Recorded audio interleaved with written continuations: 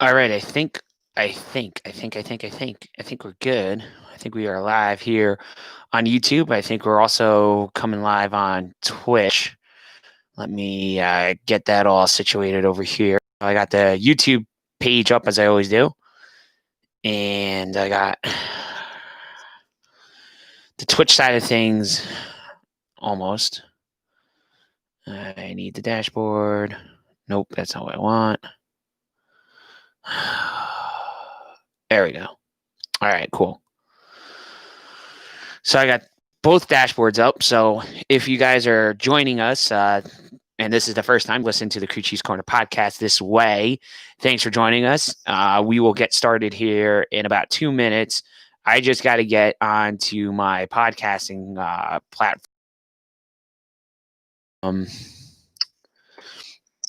How's everybody doing? Another Thursday, mid morning. So hopefully we got a couple people in here.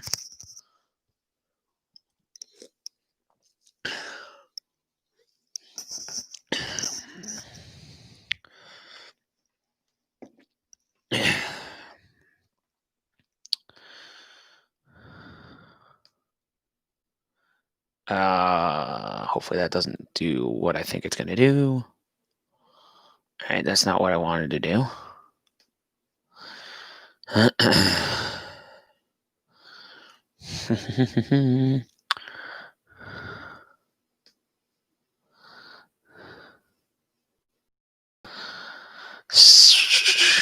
If you guys have any comments or anything to drop in the chat, feel free to do that as we are doing the breaks. I'll always kind of give you guys a little hint on the live side of things when we're going to do it, because I'll say, we'll be right back or something like that. So you guys will always know when we're going to take a break, and I'll try to answer those questions during the thing and during the podcast.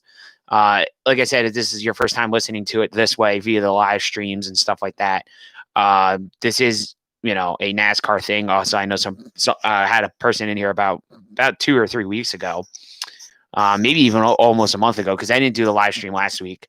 I recorded in a different room, and I just didn't feel like doing a live stream from there. It's just a little bit awkward to be doing it where I was doing the episode from. But this is a NASCAR podcast. This is not, I've had people that have tried to ask me about opinions on movies and stuff. This is a NASCAR podcast. So just so if you stumbled across it on like YouTube or something, you know what it is at least. And I got to dig for my stuff. So what I got to do is, there it is.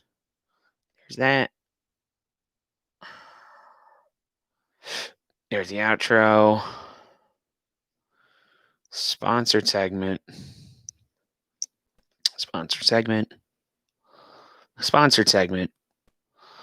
Too many sponsored segments now, which you would think would be a good thing, but they're really not. Because half of them are about the same thing, so it's just very bizarre. All right, cool. And then let me get my actual transition so that when the day comes and those lovely get out the vote ads leave, we will have just the transitions in there. And try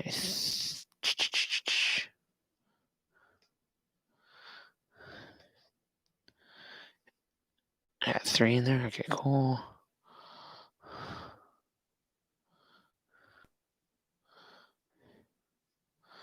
All right, I think we're ready.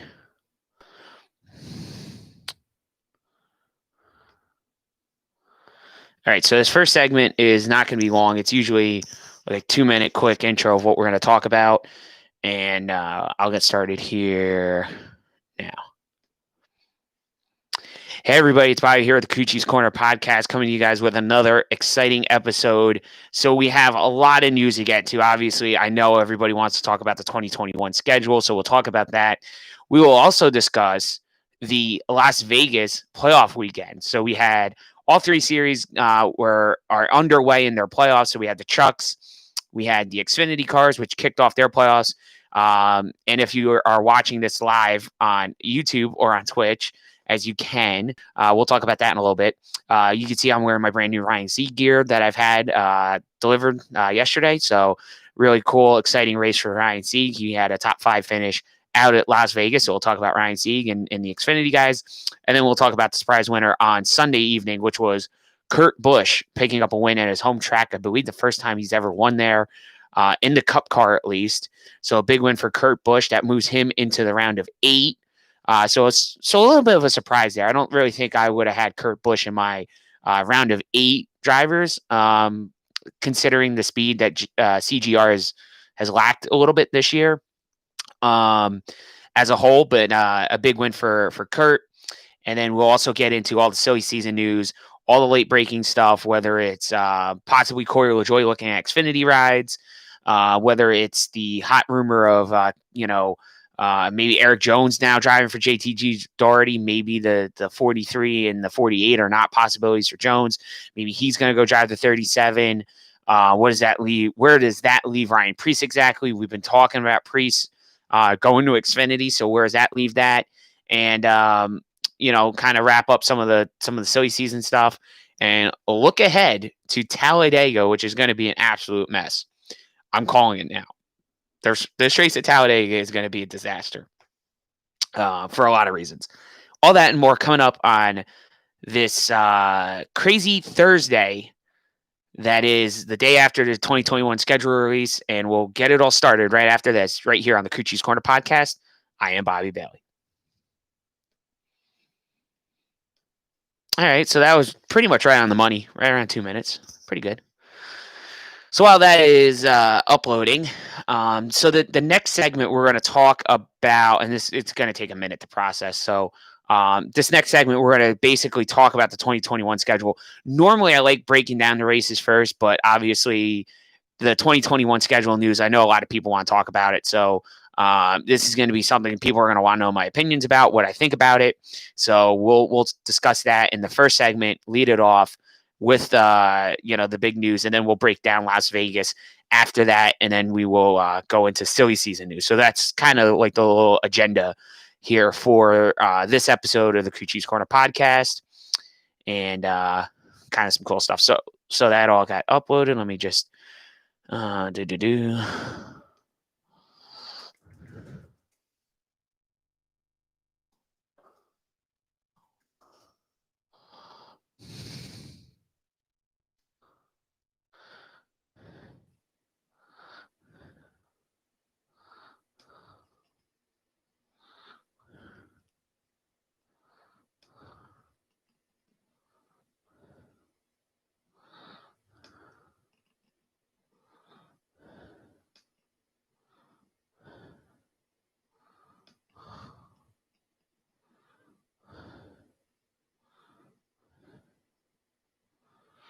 all right.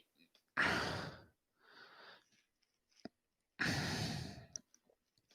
think what I'm going to do is I'm going to get the schedule up real quick.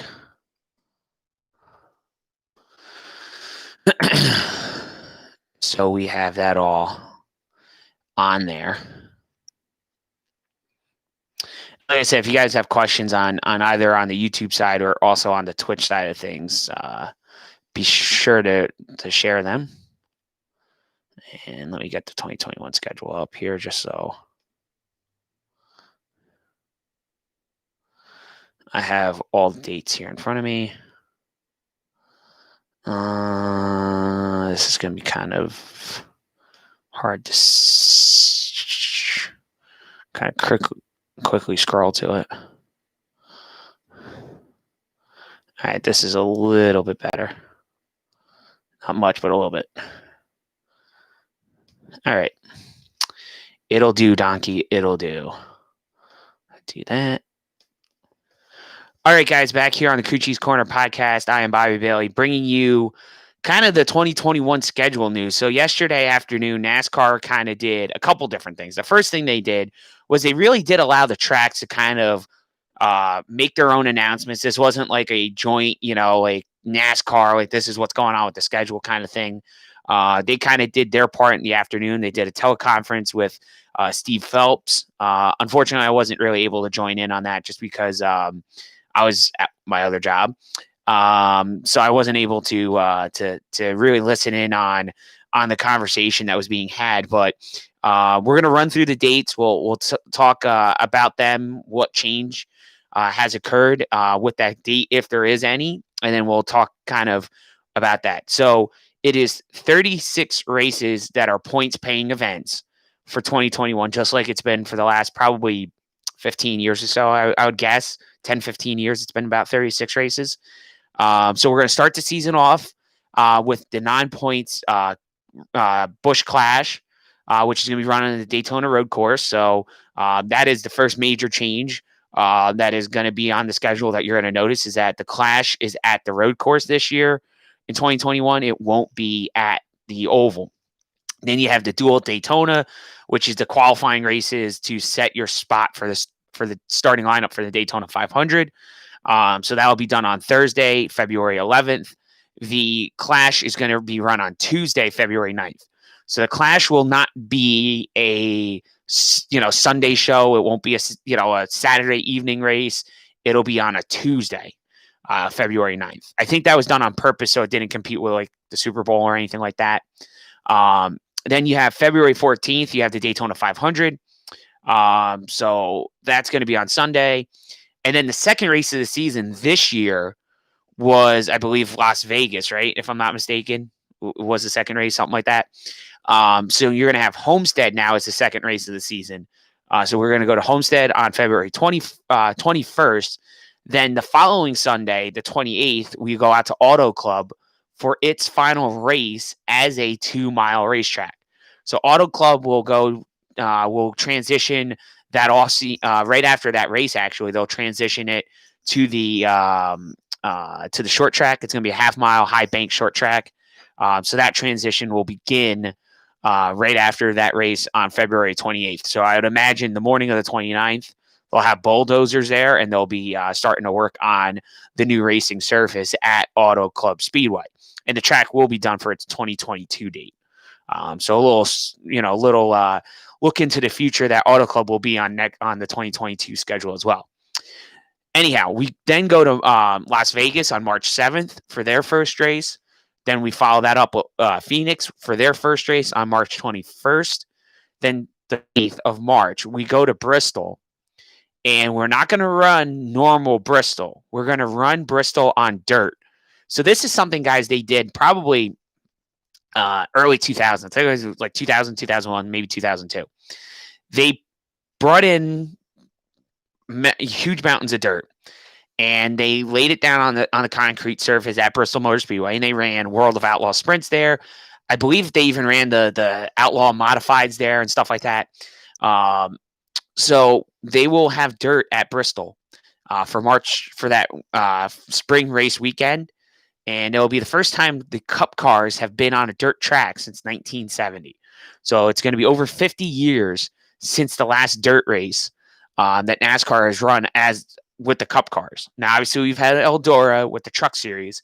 They unfortunately didn't make the trip out there this year, but hopefully all indications are they'll be returning to Eldora in 2021, and hopefully we'll have Bristol for the Cup Xfinity cars, and then the trucks will still do their deal out at Eldora. So kind of the first major change was right there. Then they go to Martinsville on Sunday, April 10th. Obviously, the break in between the 28th and the 10th would be Easter weekend. So that'll be April 3rd is the Easter break. Then you have the April 18th will be Richmond. Then April 25th will be Talladega. May 2nd will be Kansas. May 9th will be Darlington. Now, this is a race that was added to Darlington's slate for this upcoming season for 2021. Darlington used to have 2 races all the way up until probably, I think it said 2005, if I remember reading the press release right. It said 2005 was the last time they had 2 races. So it's been about 15, 16 years since Darlington's had two events. But they're going to get them. They're going to get their second race back if you look at it that way. And that it is going to come at the expense of another racetrack, obviously, but we'll get into that in a little bit. Then you have Dover, the only stop at Dover on May 16th.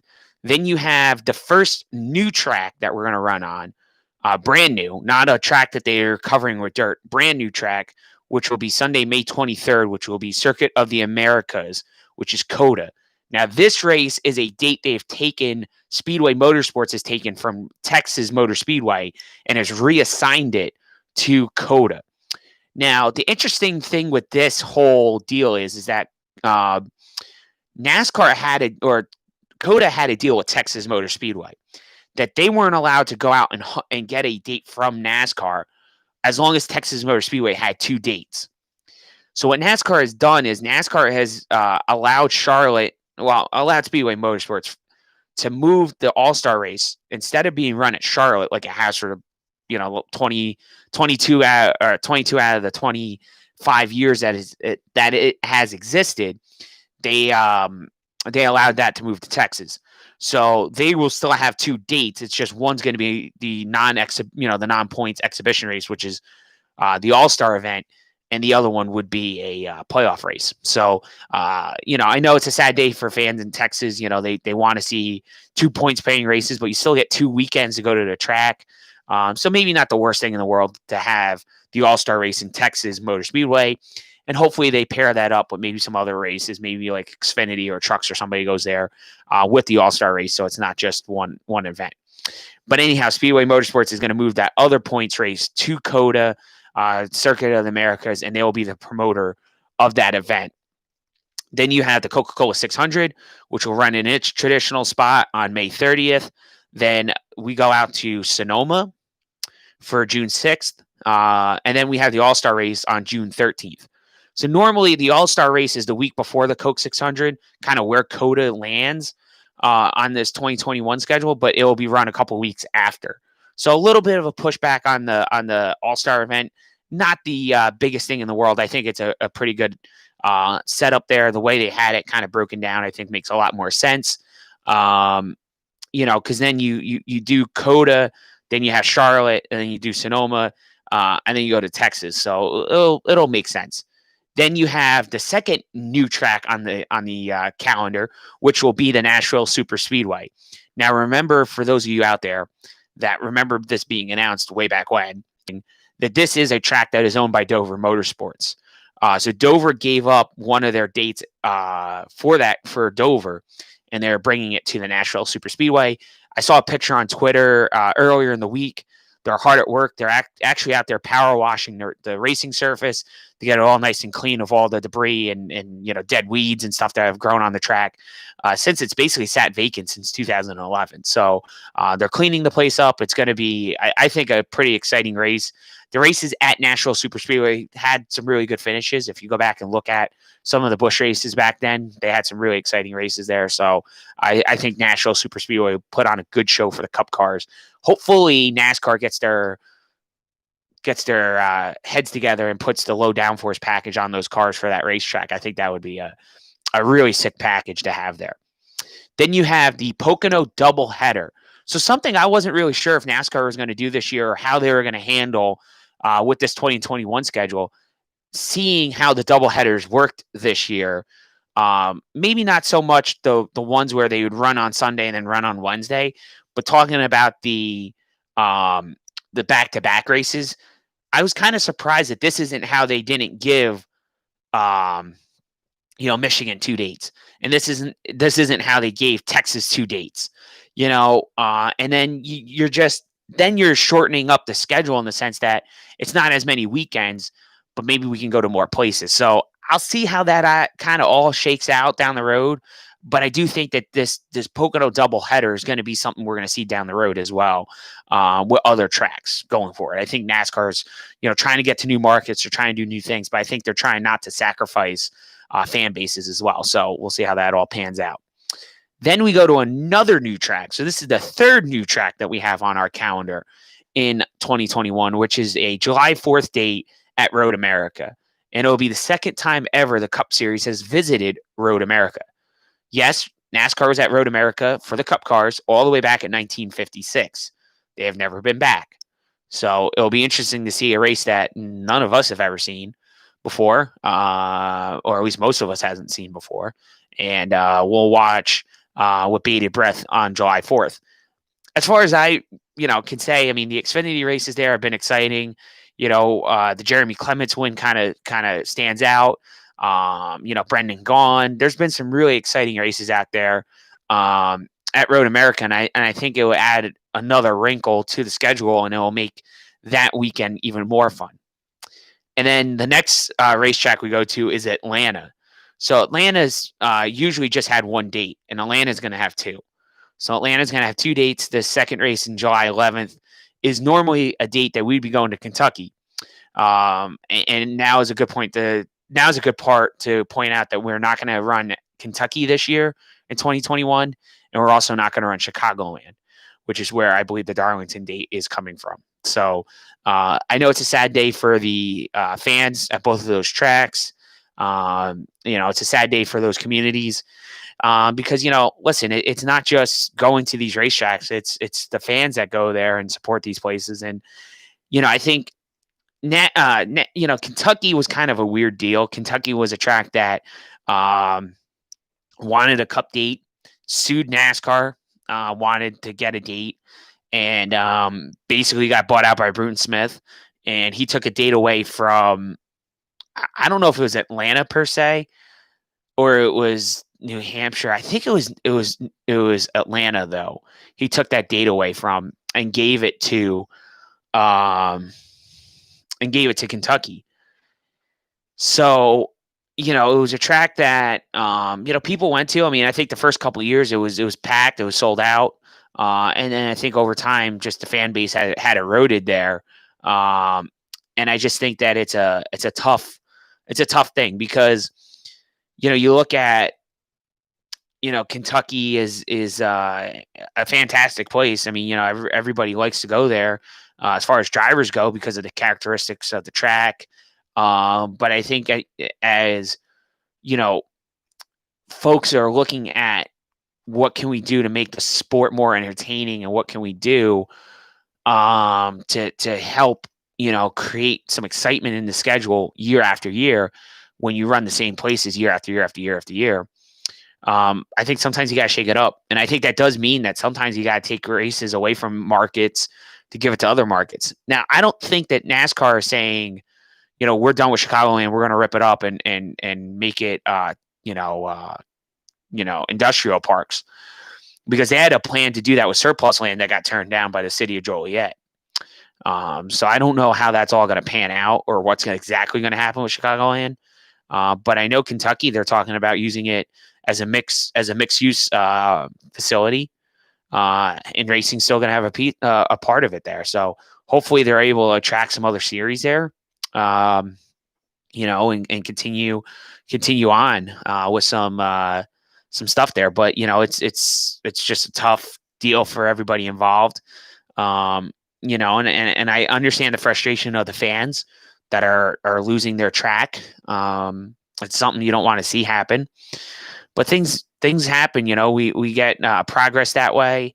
And listen, if NASCAR feels like this race at COTA doesn't work out, and this race maybe at Road America doesn't pan out, and maybe this race at National Super Speedway doesn't pan out, I mean, they could take those dates away from people too. So I don't necessarily think that this is a bad sign. It's definitely a not so good one for people, but I think it's also a sign of the times. I think, a lot of sports this year have tried things that they never would have tried any other reason. Any normal year, we wouldn't have had Darlington 3 times. We wouldn't have had Charlotte 3 times this year. We wouldn't have, missed some of the places we've missed this year. And it sounds like Iowa's shutting down too. It sounds like NASCAR is going to dump Iowa.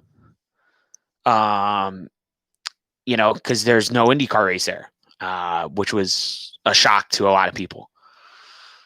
So it's really just an interesting time right now. I think it's had some impacts, but I think, NASCAR is trying to listen to the fans. And I know there's people that are on both sides of it. There's people that are really excited that NASCAR is doing what they've done with the schedule, and then there's people that are up in arms and saying I'm done with NASCAR. So I get both sides of the argument, but at the end of the day, you don't gain anything by standing pat. And NASCAR, I think the last few years has learned that. By standing pat and doing just the same old thing year after year, you really are showing that you're tone deaf and you're not listening to your fans. And the fan base has changed. The folks that are in the, let's say, that 50 to 70, 75 plus range that want things maybe one way, don't understand, for lack of a better terminology, don't understand why, the, let's say, 16 to 35 club want things done a little differently and want us to go to new places and want us to go try new things, because I think in life, they want to try stuff. They want to do different things in their lives. And I think that they want their sports to try to break that mold and go and do different things. And I really do believe that that's what it is. And then, like I said, in that other age group, the older age group, they like traditions. They want things the way they've always been. And I'm not saying that they're not receptive to change, but they just look at it a little bit differently. And I think that that's a life thing, but I think it's also something that applies directly to the fan base in NASCAR as well. It's you got, the key demographic that everybody looks at is 18 to 35. And then you look at the 50 plus club is, a lot of businesses look at it, and NASCAR does too. I mean, I don't think NASCAR is ignoring their old fans, but I think what they're realizing is that, NASCAR is really struggling in the 18 to 35 demographic. They have been for the last 2 decades easily. And I think what NASCAR is also realizing is that the races are too long. We got to shorten these races up. I actually personally liked the 500-kilometer races. There was a lot of people that hated them. And I think that 500-kilometer, that 300-plus mile length is a great thing if they bring that to Sundays. If we stop doing 500-mile races, which are 4 or 5 hours long, depending on the track, depending on cautions, depending on all that stuff, if we make them 500 kilometers and shorten up the Xfinity and the truck races a little bit, we would have a bang-on product. I really do believe that. And I think that, we got to see what the next gen car is going to bring in 2022. But I think if NASCAR is able to nail the car, the Gen 7 car, and is able to get the downforce packages right and able to bring the cars to the proper tracks, not so much worry about traditions, but bring them to the right tracks where the car shines and it creates an exciting product, I think we would gain some fans back, especially in that key demographic that we seem to lose people to: basketball, football, soccer.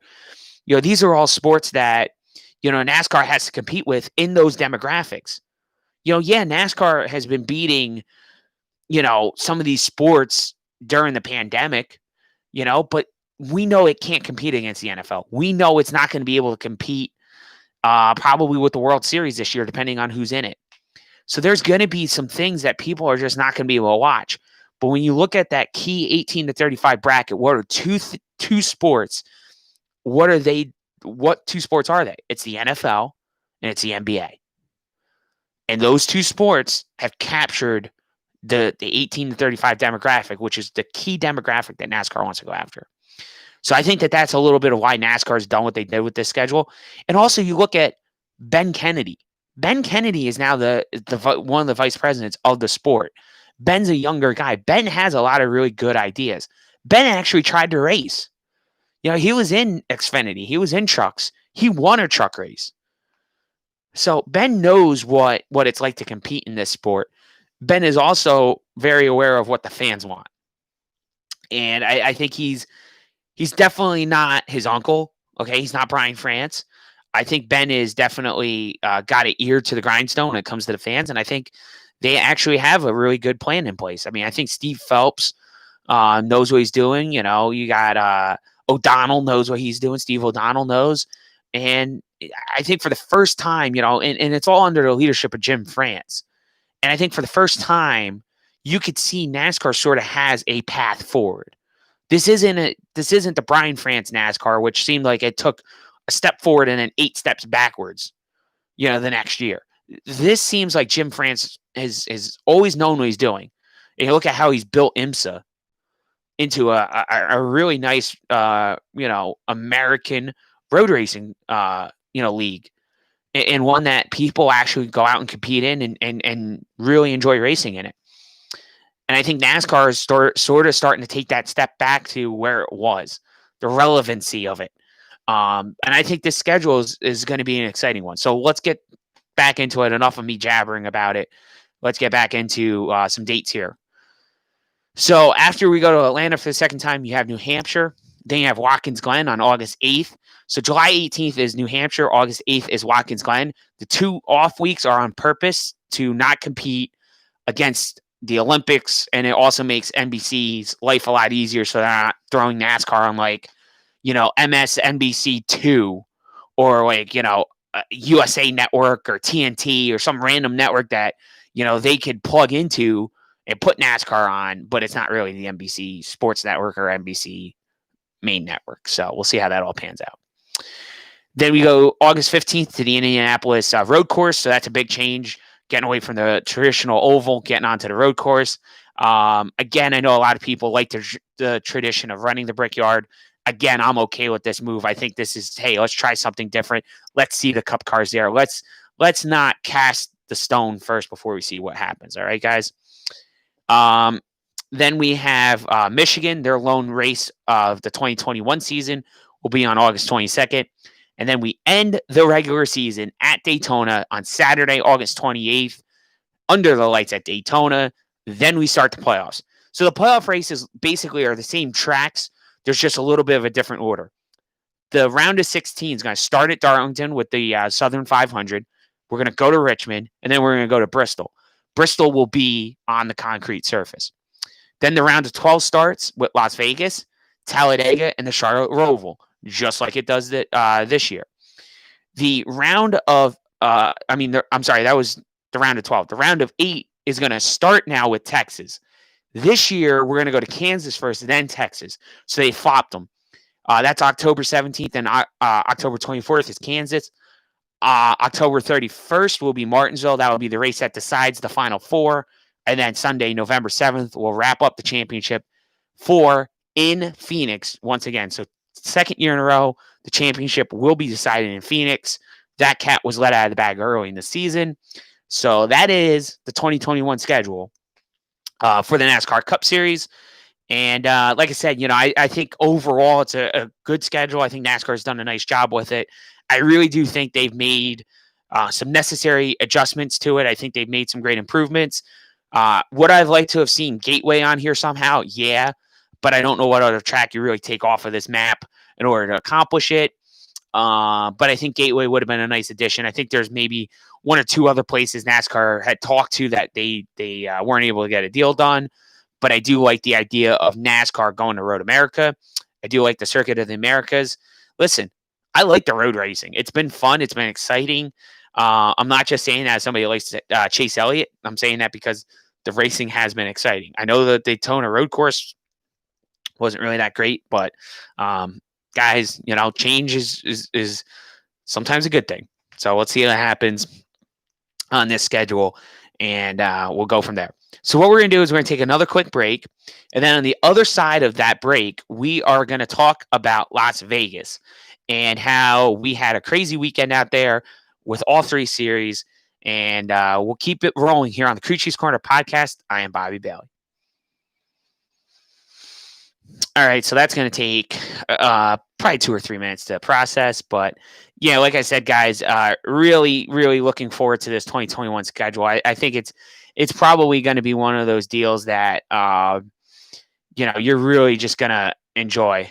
And I think there's a lot of people that are upset about it. I get it, but I think it's going to be one of those things that we're going to really look at in years and say, hey, it's going to be fun. So Toby Christie has a article up that Kaz Grala is going to be in the 44 truck at Talladega instead of Natalie Decker. So we still don't have an update on Natalie Decker. And we'll talk about that in the race breakdown here in a minute.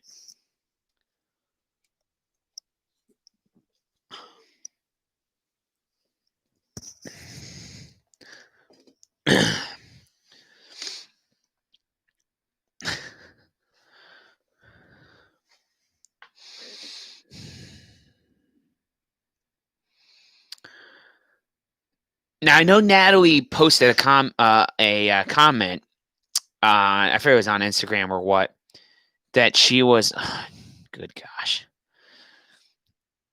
SRX is announced that Bill Elliott is going to be a driver.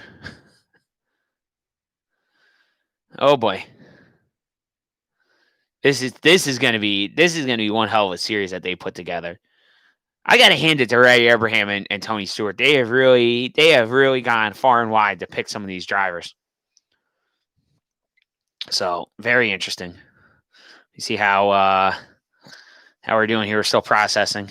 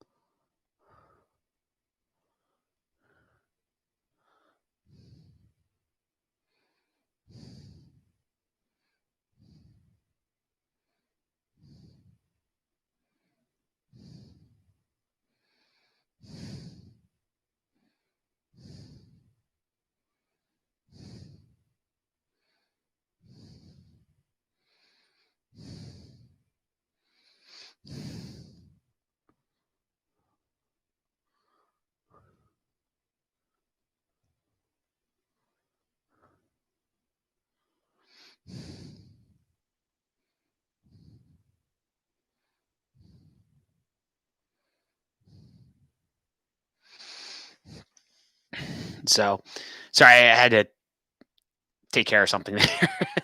sometimes, in these breaks, I get text messages from people, especially when one of them's your boss, and you gotta reply. All right, so this is gonna be 2021 Cup Series.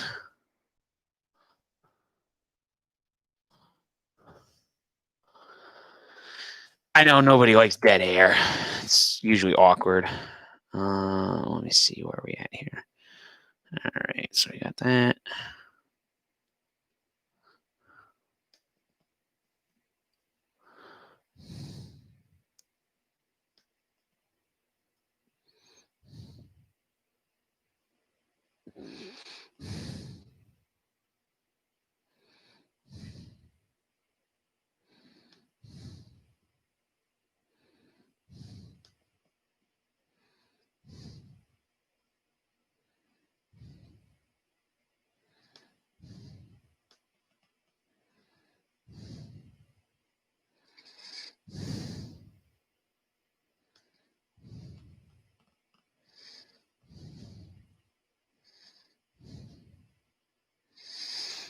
All right, I think we're ready here. We're going to do our next segment. All right.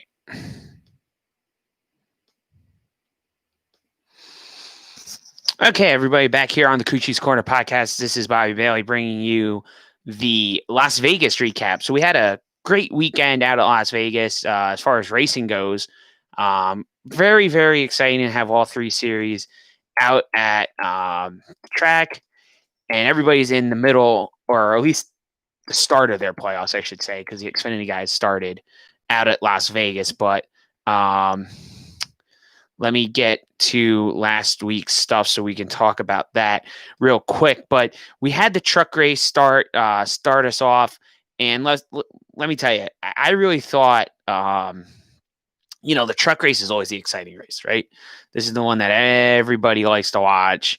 And the trucks, for the most part, this year put on some pretty good races, all in all.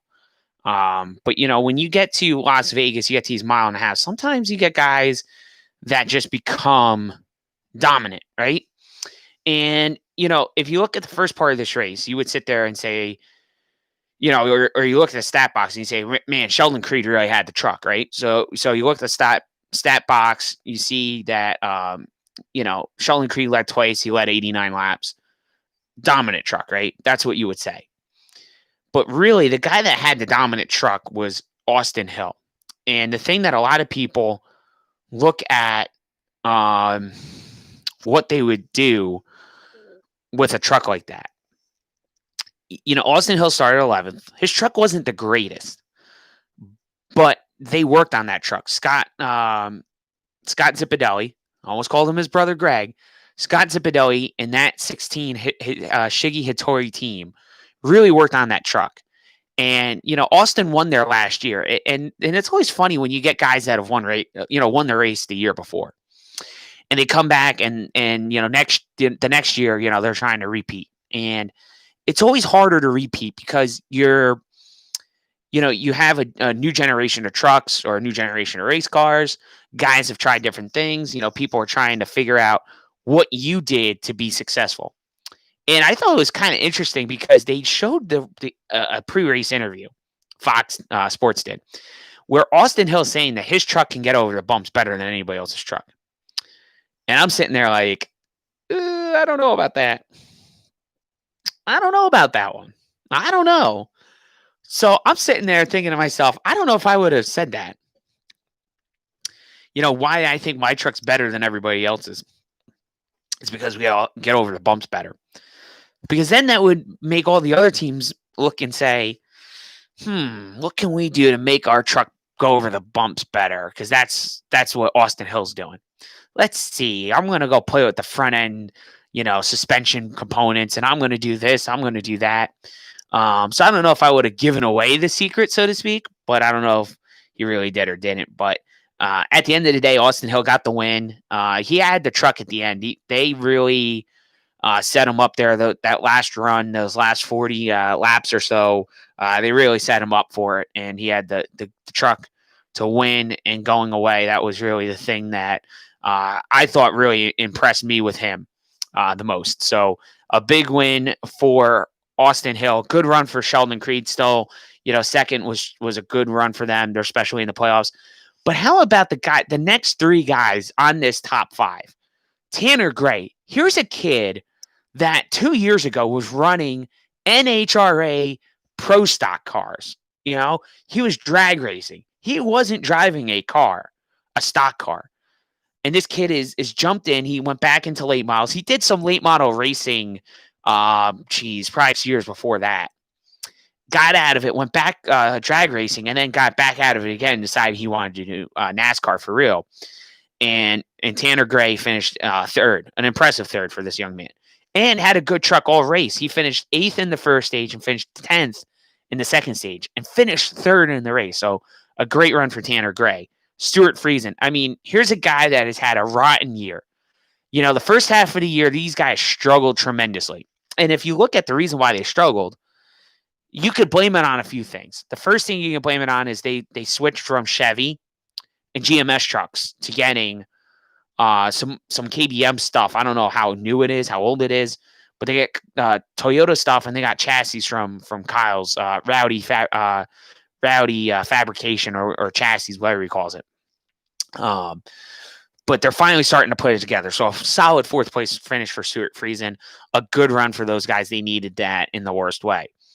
Then Chandler Smith, one of his first mile and a half races, the young 18-year-old got to run on, got a fifth place finish. A really good run for those guys, and really good to see Chandler Smith, a rising talent in this sport, get a good solid finish there. Then you had Grant Enfinger in 6th, Zane Smith in 7th, who early in this race looked like he was going to mix it up with his teammate to win this race. Kind of had some trouble and slid through the field a little bit. Then he had Christian Eckes, who finished 8th, Matt Kraft in 9th, and Tyler Ankrum finished in 10th. guys that had some bad races that are in some precarious spots. Um, I think you look at Brett Moffitt, finished 15th, kind of had a tough night there at the end. Ben Rhodes had, I don't know if it was engine trouble or what the heck happened with him. He had some problems. He ended up finishing 23rd after hitting the wall late in the race, which took care of his evening. And then, Derek Kraus was involved in an accident as well. He had some problems and finished 30th. But basically, out of the playoff guys, Ben Rhodes had the worst finish out of everybody. And then Moffitt and Todd Gilliland were the three that had the three worst finishes out of the guys that made it into into this round of the playoffs for the NASCAR Gander Outdoors and RV Truck Series. So that's how that goes. Then we get over to the Xfinity Series, and let me tell you, I know the guy that won the race. I mean, what can you say about Chase Briscoe? The kid early in the season says he needs to win 8 races in order to be considered for a Cup seat. What does he go out and do this year? He's won 8 races. So now anything he does after this point is gravy. He wins 12, he wins 10, he wins 9, and wins the championship. It's all gravy. But he's done his 8 races. He called his shot earlier in the season, and a lot of people thought this kid was crazy. But he won 8 races this year. Dominating effort, had the car to beat, led 164 laps for 4 different times, and clinched a spot into the next round of the playoffs. And Noah Gragson finished second. Then you had Daniel Hemrick third. Justin Allgaier, who's really been impressive during the playoffs so far in this first race, but has been impressive the last few weeks. I really meant to say brought it home fourth, and then fifth Ryan Sieg. I mean, what can you say? Ryan Sieg, solid runs for this small family-run team. Third in the first stage, fourth in the second stage, led 3 laps. Just really had a good effort. Solid run by those guys. A mistake-free evening, which is what they needed the most. I get often asked a lot, why are you such a big Ryan Sieg fan? Why do you like Ryan? What's your connection? And, I kind of mentioned it, back in our 25th episode, but, I have a couple people I know that work over there at RSS, and, Danny, who does a lot of their marketing and PR for them. And now I know his coworker, Cody, halfway decently. And, they're just really good people over there at the Siegs. I've met Rod, I've met Pam, Ryan's parents, and they're really good people. And I remember when we had the opportunity to sponsor that car as an associate back in 2013. And I remember, watching this team go out and compete with stuff that was, maybe 2010, 2011 equipment. And, when we went to Dover, my girlfriend Alyssa and I went, and, we were guests of RSS, and it was the first time we ever had any kind of pit or garage pass ever.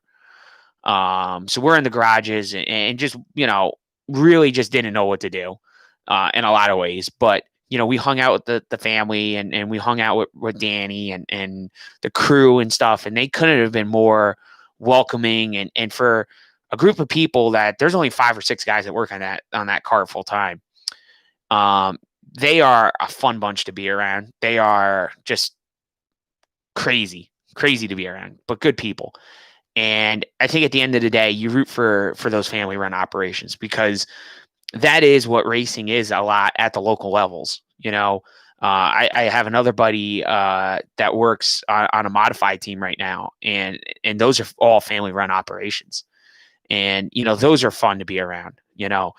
When you get to the Hendricks, the Penske's and all that, yeah, there's good people that work there, but it's not the same feeling as when you're around a small ragtag group of guys that are working 60, 70, 80 hours a week on these race cars and trying to go out and compete against the Joe Gibbs of the world, the Junior Motorsports of the world. And that's when it's more exciting. And that's when it's even more exciting as a fan, as someone that's seen this team grow to the level it's grown to. It's a lot of fun. It's really been a joy to watch. You know, a team that used to, struggle to finish 16th, 17th at a place like Dover, which I think Ryan would say is one of his favorite tracks to come to. Um, and look at them running a top 5 at a mile and a half track. I remember when we were sponsoring them back in 2013, and we were a minor sponsor. I mean, we weren't like, we were never primary. I never had that kind of money. We always put a little bit of money in to do the deal. But, you look at it and they were running 20th, at some of these places. I remember, they ran Atlanta and they finished 20th, or 18th or something like that. And they go to a place now like Las Vegas and they run 5th, and you just look at now some people that are critical would say that part of that's because of some of the big time teams leaving. Now you don't have Roush in there. Now you don't have Ganassi in there. Childress is down to one team, and stuff like that. But the competition of the drivers has gotten better too. You look at the guys that are in this series. You have Justin Allgaier, who's a rookie. I mean, a veteran. You have. I mean, look at Anthony Alfredo, who's driving a brand new RCR car. Now, Ryan did, for the first time ever in his career, have a brand new car that he raced. First time in his career in the Xfinity Series, he's had a brand new car. Because all the cars he's driven up until this point were at least a generation or two old, if not older. So he had Saturday night for the first time ever in his Xfinity racing career. Now, I don't know about the trucks, but at least in Xfinity, that was the first time he ever had a brand new car that he raced. And he finished 5th with it. So not a bad night. And, there was a couple times I thought he could have gotten out front and led. He did lead 3 laps, which was good for those guys. But, I mean, he beat out Austin Cindric. And Austin Cindric's one of the guys that everyone's talking about winning the championship. And he beat Austin Cindric. He beat Anthony Alfredo in the same equipment. You know how big that is for Ryan? That's huge. And like I said, I couldn't be prouder of him. I know the fandom kind of comes out a little bit. And some people are like, oh, you really shouldn't be fanning if you're trying to be an unbiased media guy. But, whatever. I mean, I think most people know I'm a fan too. I'm a fan first, and I kind of do this thing. So it is what it is. But really proud of Ryan, and those guys deserve a nice shout out there. And then, like I said, Harrison Burton, another good run for those guys, another top 10, kind of a whole hum top 10. They kind of didn't score stage points in either of the stages, but they kind of got it together late. Then, Justin Haley, top 10. And then you kind of dig down and you look, and Austin Hill, believe it or not, finished 17th in this race. And that's not a bad finish for a guy that doesn't have a ton of seat time in an Xfinity car, and especially not on a mile and a half. That was a good run for those guys. And like I said earlier, that is kind of like where Ryan Sieg used to run, 5-6 years ago, or 7 years ago. And it's, you look at guys that are in that spot, and it's funny because, they did a piece on Brandon Brown, NBC did, that he wants to be the best family-run team. He wants to beat the Siegs. They beat the Clements to get in, and now they want to beat the Siegs, to kind of be the best. And I remember looking, at a couple years ago at Brandon Brown, and I kind of said to myself, I said, I could see it in a couple years that Ryan Sieg and Brandon Brown are going to be battling up here in this upper echelon of this series. And they're going to have 2 family-run teams that are going to be battling in the top 5 and top 10 most weeks. Because you could just see Brandon, I think has the same drive and determination that Ryan does, and they want to kind of do it on their own. And, there's nothing wrong with that. I mean, Brandon wants to be his own man. He wants to go out and do things on his own. He wants to go out and kind of compete on his own. And, there was a lot of times I even myself said, why doesn't Ryan Sieg go out and get a job go and get a ride somewhere? And I think you kind of dive into it and you looked at, up until this year, they haven't had a full-time sponsor on that car. And Brandon Brown doesn't even have a full-time sponsor. There's a lot of teams that don't even have a full-time sponsor in this series. Chase Briscoe doesn't, and look at how many races he's won. He's got 8 wins. But I think that you look at the way the Siegs have built has now become a platform. That's become a template for other teams to look at. And hey, we want to do the Ryan Sieg template now. We want to do it the way those guys did it. And it was definitely unconventional the way they went about it. They started 2000 and I think it was 14, not 13. It might have been 13. No, it was 13, I think. Whatever. They started that year unconventionally. They were going to run the first 5 races in the trucks and Xfinity. And Ryan ran so well in that Xfinity race. He ran top 10 that they decided they weren't even going to try the truck series side of it. I think they ran the first 3 associate sponsors wanted to sponsor the truck at Dover. So they had some funding for Dover. So they're going to do Dover, and that was it. Or it was only because it was Ryan's favorite track or something like that. I forget what it was. Yeah, long story short, that's how they started Xfinity. And the whole reason why in Xfinity was they leased out the 39 in 2012 to Austin Dillon and RCR. And that was when Austin won the Mud Summer Classic that year. That was actually Ryan Sieg's car number that went to Victory Lane. That was the RSS, team. It was RCR truck. It was RCR equipment. It was not Ryan Sieg's stuff, but it was essentially the Sieg's car, truck number and all that. So as a thank you or as payment, Ryan went and I think attempted the Xfinity race at Indy with that year or the next year. And that's sort of how Ryan got into Xfinity. So a lot of people are looking at the RCR connection, and the RCR connection's been with the Siegs really since they've been in Xfinity. It actually started really that Mud Summer Classic, and they haven't really left. They thought about leaving at the end of 2 years ago. They were going to leave ECR Motors, and that's when they got they sweetened the pot a bit, and they gave them a couple cars last year. And one of them was a car that they ran at Vegas in the race in March that Ryan finished 3rd in. That was actually Austin Dillon's 2015 race winner that he went out and finished 3rd with. So that was a really good race car that Ryan had then.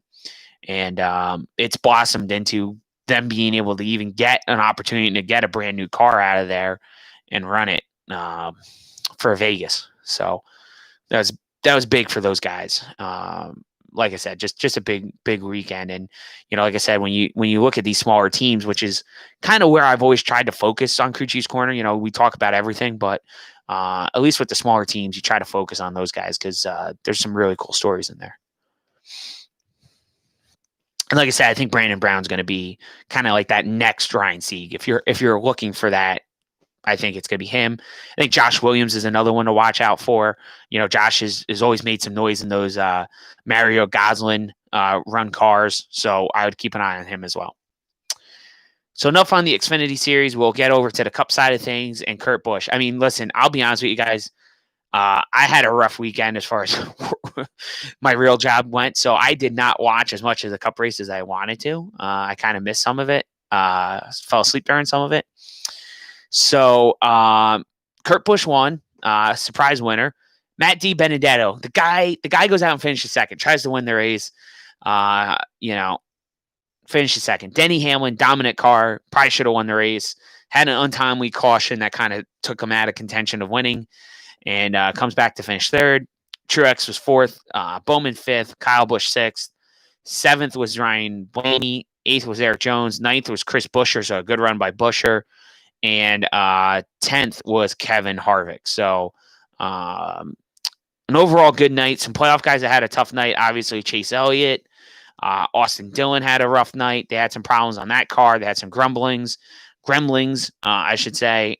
And then, Eric Almirola had a 17th place finish too. So tough night for some of the guys, but overall, a good night for Kurt Busch. He's into the round of 8, and we'll see who else comes out of there. But some good runs for DiBenedetto. A nice run for Ryan Blaney. Those guys had kind of a tough exit out of the playoffs, a quick one, but a good bounce back race for YRB. So what we're going to do is we're going to take one last break. And then the other side, we're going to talk about some silly season news. Cindric in at the 21 seems like that's going to happen. Briscoe to the 14. That's another thing that seems like it's going to happen. Where's Corey LaJoie going to end up? And the craziest thing I ever heard, Eric Jones to 37. All that and more coming up on the silly season wrap up here on the Coochie's Corner podcast, hosted by Bobby Bailey. All right, we're going to let that one stew for a little bit, and then we will do our last segment, which I promise will not be too long. Thank you guys for checking out the podcast on YouTube. Be sure to check it out when the episode drops. It will drop on most major platforms. It's on Apple, Google, Spotify, iHeartRadio, radio.com. It's on Bullhorn, Breaker, Radio Public, Pocket Cast, Overcast. I think I mentioned all the big ones. And, of course, you can get it from our friends over at Anchor as well. So listen to all of our previous episodes. We have a ton of them. This is the 29th episode, but there are also 3 episodes of NASCAR for Rookies. And I'm looking to do the NASCAR for Rookies mini-series. I'm going to continue that this offseason with at least 3 more episodes to be aired during the off season, and we'll get you guys the details on that as we get closer to the end of the 2020 NASCAR season. So all that coming up on the podcast, and I'll just give it a couple minutes here to sort of do its processing and get ready for me to give it a nice little title and insert it into the episode. So.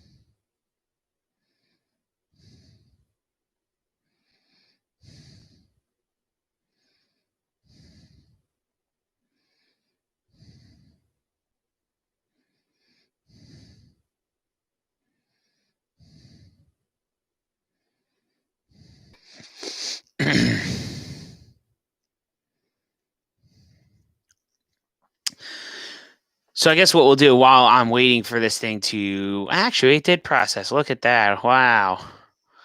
Very lucky there.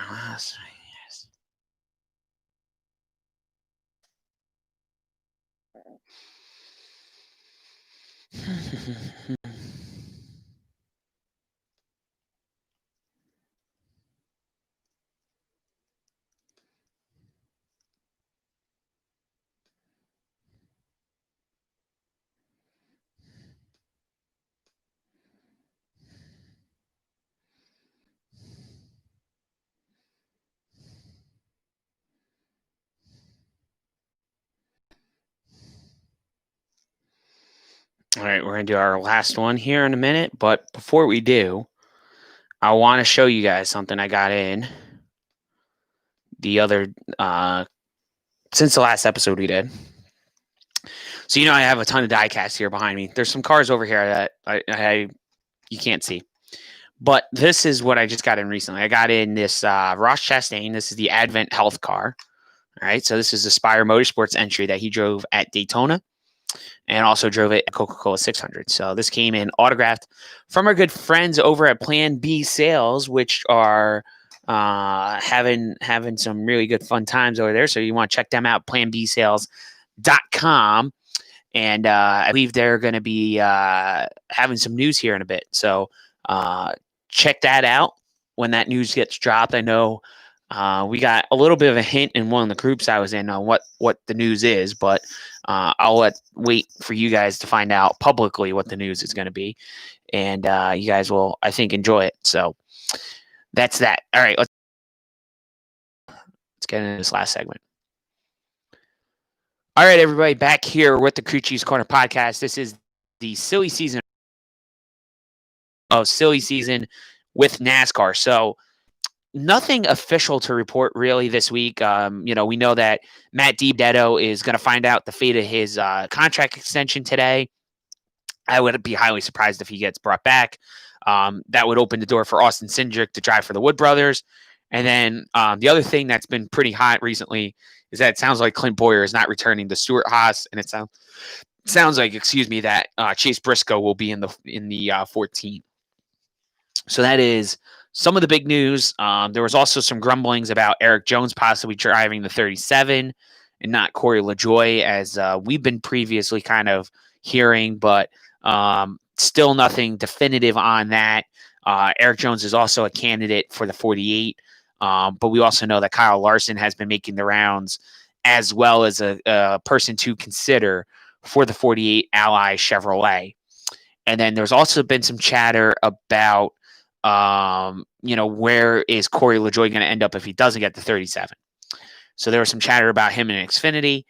Sounds like there's a couple rides that might be open for him to take a look at and be competitive in Xfinity equipment, which would be an interesting step, but could be something that would parlay him into a bigger seat in a cup car down the road. So nothing crazy official to report. The only other thing that really happened as far as news and notes to be even remotely worried about is the news that we got prior to the race on Friday evening was Natalie Decker was not medically cleared to run that race out at Las Vegas. We still don't know exactly what is going on with Natalie. She did post something on Instagram that she is going to go home and get some more tests done. And, they were trying to look for answers. So hopefully she'll be all right. And obviously I mentioned it during the break, but to mention it in the podcast so that you all can hear it, that Kaz Grala will drive the 44 truck at Talladega, according to an entry list update that was seen on the NASCAR media page. So Kaz Grala in the 44, Natalie Decker still not medically cleared. Still don't know what's going on with Natalie, but they are trying to do some tests to find out. So we wish her the best. And that's really the silly season wrap up. I think we're going to start getting some more answers here in the next week or two on who's going where. And we'll find out, and we'll bring you all the latest news here on the Crew Chiefs Corner podcast. The last thing I want to say really before we end the episode is just thank you guys for all the support. We doubled the most listens we've ever had in a week last week after taking about 3 weeks off of the podcast. So I appreciate all the support. We got way more listens than I ever could have imagined. So thank you guys for that. It was really supportive, and it wasn't just one episode. It wasn't just the latest one. It was basically every episode. So some people went back and listened to everything from the very beginning, which I'm very, very appreciative of, because I think the content all the way across has been pretty good. I feel really good about the last few episodes I've done. I feel like they've been a lot tighter than maybe the first few, which I kind of expected to be kind of a little tough, just because once you get into a rhythm, these things become a little bit easier to do, and you become more comfortable with it. You become more comfortable with how you talk and how you handle these episodes. So definitely felt the last few have been a lot better than maybe some of the earlier ones. And I've tried to take a lot of the feedback I've gotten from people to heart and try to make the episodes the best that we can. I hope you guys are enjoying the live feed as well. The one thing I know it's kind of tough with the live is I don't always publicly announce when I'm going to be doing the shows. That's just because there are days where I get up and I got a million things I got to do, and I have no clue when I'm going to get everything done. So I really don't have set times that I can do the show on. So I try not to commit myself to a time and then don't do it. So that's why it's the beautiful thing with YouTube is at least I can record it and I can hit people on YouTube that maybe don't listen to podcasts in a traditional format. So you can listen to it through YouTube and also on Twitch. So YouTube, just search Crew Chiefs Corner. You'll find the page, and then make sure you hit the subscribe button so that you get notified every time we have a new episode. And then also, like I said, check us out on pretty much most major platforms. We're all over the place now. It's really exciting, and I think we're getting a lot of listens from different places. So it's really cool. It's just so rewarding, and I've said it before, and I'll say it again. I do this all for you guys. I don't do this for any other reason. I don't do it to make money. I don't do it to do it for any other reason. I do it for the fans. I do it for people that enjoy the podcast. And there's quite a few of you that do. So I appreciate that very much. And be sure to check us out on the social media stuff. We've been kind of doing some more stuff on TikTok. So if you guys are into TikTok, we're on there. It's at Crew Chiefs Corner. So I might have to re-record the intros and the outros, but that's something I'll do later on. Maybe I'll get somebody to do them for me, so you don't just hear my voice all the time during the episode. So that's all I got for this week, guys. Thank you so much. We got Talladega, unpredictability. Literally, there's no even point of trying to break it down for you and give you guys any clue on who's going to win, because Talladega and Daytona are always unpredictable. Expect the unexpected. And just think of it this way: your favorite driver has a pretty good shot at winning the race. All right, it's all going to be dependent on the big one, who causes it, and all those things, and where that wreck happens. So be sure to check out the races this week on NBCSN, and we will chat with you guys next week to break down Talladega and look ahead to the Roval, which I think will be an exciting race as well. So enjoy the weekend, enjoy the races, and we'll catch you guys next week here on the Crew Chiefs Corner podcast, hosted by Bobby Bailey.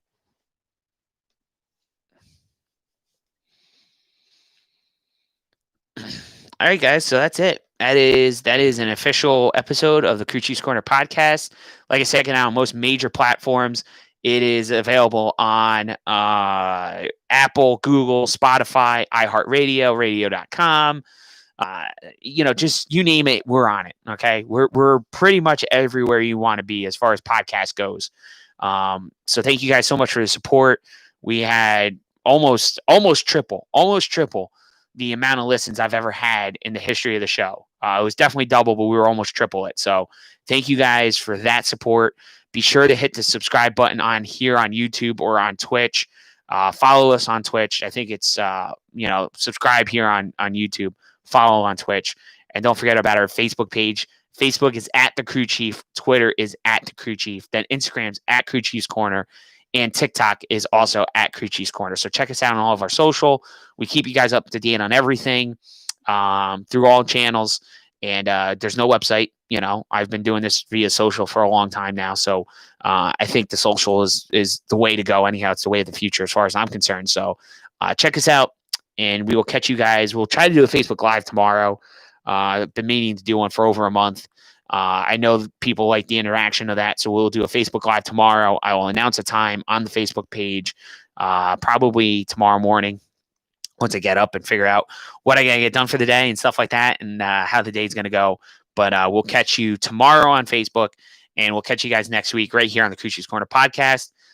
Until then, thanks for all the support, and we will catch you guys next week here on YouTube and also on Twitch and also on the podcast. Check it out. It's going to drop probably within the next half hour or so.